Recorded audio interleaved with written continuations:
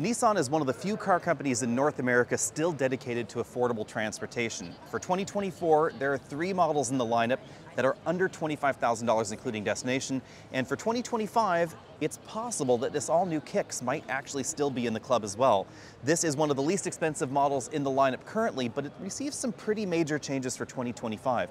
You'll notice that the design is much more concept car-like, with this really horizontal design to the grille, really merging over here into these daytime running lamp design lamps. These are not the headlights actually that are illuminated right now, because those are above that on this headlight module. These are just daytime running lights below. Big white background Nissan logo right there. Certainly more concept car designed in terms of its theme. This has gotten a little bit wider, a little bit taller in the hood, and a little bit taller in the roofline than the previous model, because we get notably more ground clearance, and one of the most asked for features ever in the Kicks is finally here. We finally get available all-wheel drive. And the all-wheel drive system not only makes this more capable for inclement weather, we get that extra ground clearance there, which helps out also, and then we get a fully independent rear suspension in the all-wheel drive model. So if you're looking for better handling, that's going to be the all-wheel drive model as well. The regular model is going to get a twist beam rear axle. If we come around to the back, you'll notice that this SR trim has this, I guess, sort of 4-tone color scheme going on. Red roof, you can obviously get a monochromatic look if you want, the black accents, the gray body colored sections there, and then a different sort of matte treatment to this bumper back in the rear. We have parking sensors in the back and parking sensors in the front of this particular model. A design of the rear end that blends certainly a number of recent Nissan products together. Rather surprising, these are full LED taillights and full LED headlights up there.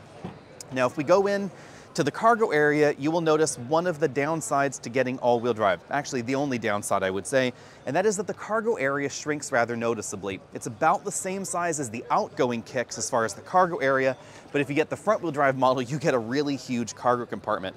Now, under that load floor, we have a foam divider setup, but you'll still notice we have a spare tire mount point. And that's because in other world markets, a spare tire is definitely very, very important, and that's why we still find one here. So if you want to put your own spare tire in there aftermarket, you will certainly be able to do so. Now, for the new Kicks, it's going to come in 3 different trim levels: S, SV, and SR. And there are some important differences between those trims that we should talk about on the inside. If you get the base Kicks, you won't get this absolutely enormous 2-screen setup in the dashboard. Now, a lot of folks were asking, are these screens curved? The answer is no. We actually get a flat screen over here for the infotainment system, a little bit of a kink right here, and then a flat screen for the instrument cluster. So you can see that we get 2 flat screens connected by that little elbow right there in the middle.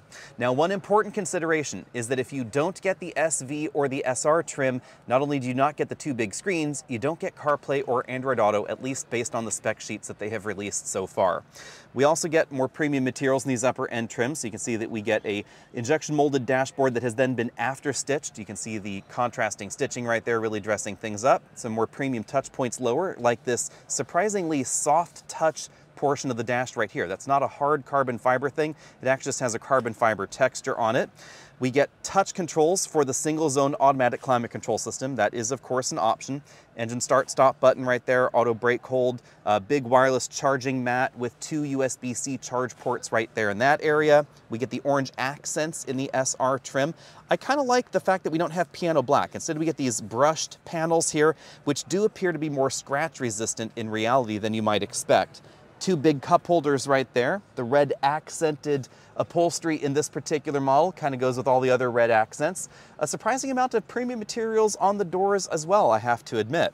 And then moving over here back to the driver's side, you'll notice we have the big full LCD instrument cluster running very similar software to what we find in the Nissan Rogue. And speaking of the Rogue, kind of a similar steering wheel as well. Small round airbag cover there in the middle. Controls for the infotainment system on this side, as well as controls for that configurable LCD cluster. LCD pricing has really dropped a lot, which is probably why they were able to bring that feature to us. And then you'll find the controls for things like the cruise control over here on this side, including adaptive cruise control on the Nissan Kicks. So definitely some more premium features than we found in the last version. Also, Versus the last Kicks, you'll notice we still have the Bose personal audio system, but it's not limited to just the driver's side headrest. We get a driver and passenger side Bose personal audio system. This is one feature that I'm surprised made it to this particular model, because I always thought it was a decent thing that they helped reduce prices by just putting it on the driver's side. Let's check out the headroom and legroom, because that's long been a selling point for the Kicks.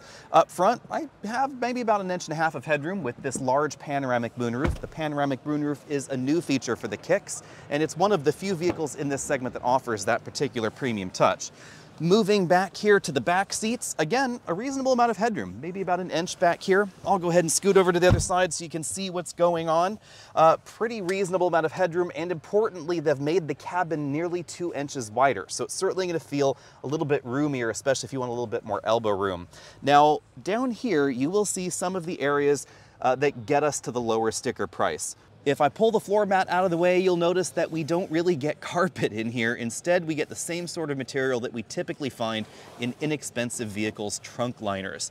So that's one of the areas where Nissan has cut costs in order to help keep the prices affordable.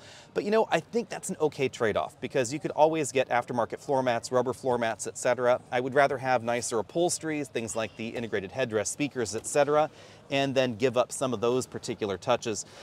We also have, of course, 60/40 folding seat backs, and I appreciate the fact that they put the 40% side on the driver's side so you get the maximum amount of room inside for some of those larger items.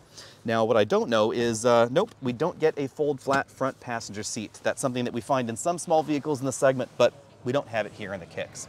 Be sure and let me know what you think about everything down there in the comments section below. And what do you think the performance is going to be like in the Kicks? That's the one thing we haven't mentioned so far. We get a new 2-liter 4-cylinder engine under the hood and still a CVT. It's basically the engine in CVT sort of out of the Nissan Rogue Sport that is no longer available in the United States. We get a bit more power, but we get a reasonable amount more curb weight. About 500 pounds heavier if we're looking at the all-wheel drive version versus the front-wheel drive version last time.